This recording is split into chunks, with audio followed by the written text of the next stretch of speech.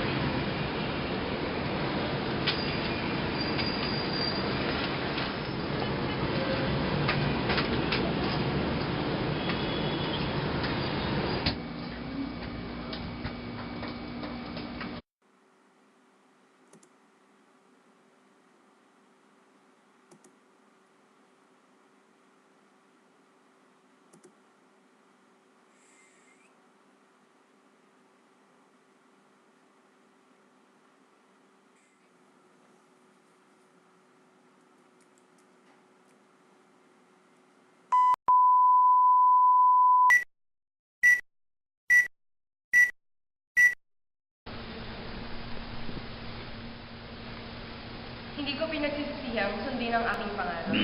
Which was to leave Maldiaga. Ingay-hingay para pumunta sa kabilang mundo at matutong umibig kahit na Inday! Punyeta ka! Gabing-gabi nga! Tigilan mo nga yan! Nag-blender ka pa!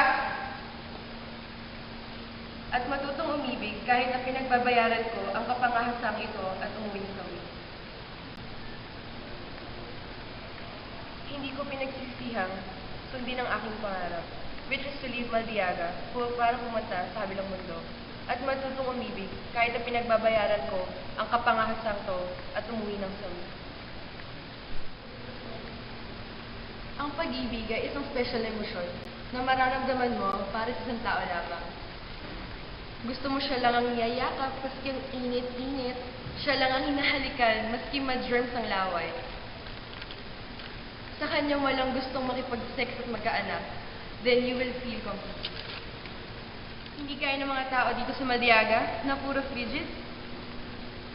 Ngayon, siguro gusto mong itanong kung paano ka makakapunta sa mundo ngayon kung saan ang pag-ibig. Ganito ang...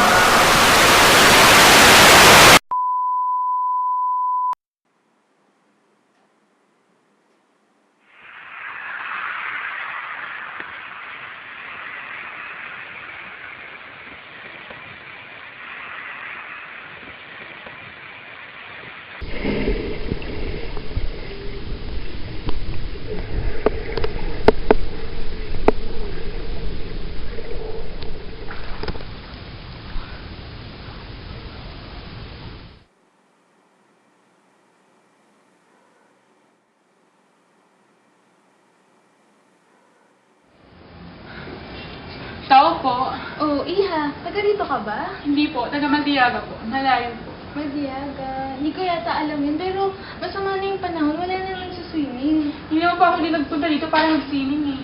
Eh, anong sadya mo dito? Nandito po ako para matutong umibig. Matutong umibig? Halika dito, pasok ka. Baka mabutan pa tayo ng bagyong Frank. Bakit po may pangalan yung bagyo? Para wag ito masyadong manananda. Kasi kapag binigyan mo ito ng pangalan, hindi na nagiging personal na ito. Ang bahay na ito, pinatayo ito nung yumao yung asawa ko. Pati nga yung flower shop eh. Tapos gusto pa niya itong pangalanan na Petal Attraction. Pati nga yung asawa ko na yun eh. Halika.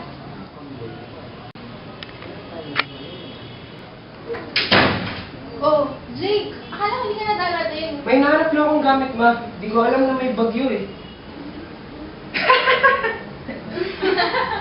Ano ba itong babae na lang na di ko nalutin sa buhay? Ikaw ha, huwag mong nililigawan si Erica.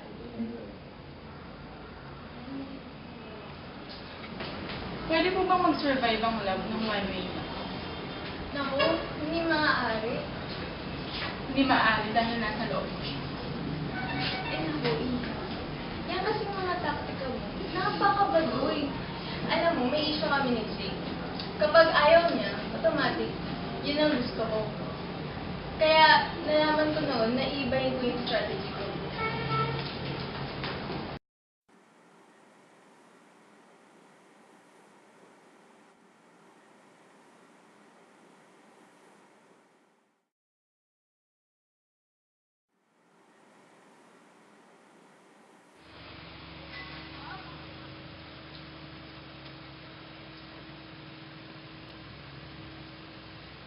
Baka pala yung tao na gusto.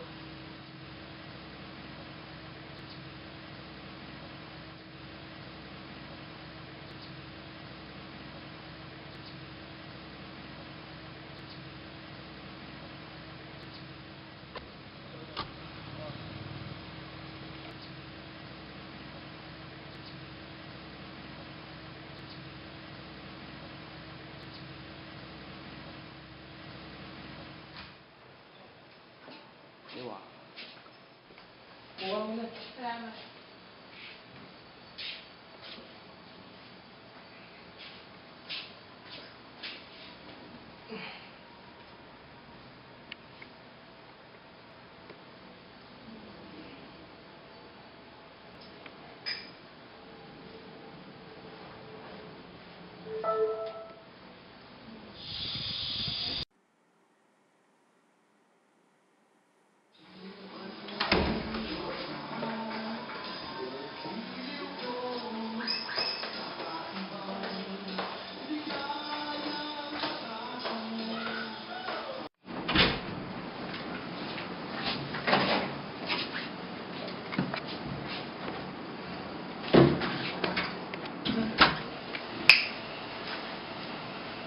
Siguro sabi ng mga habit ko. Ano ba, Jake?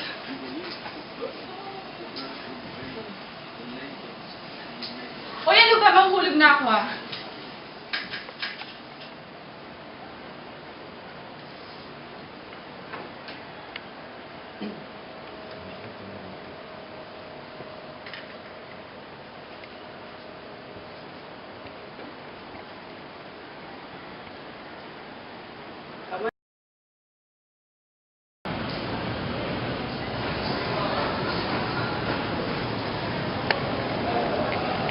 Will you marry me?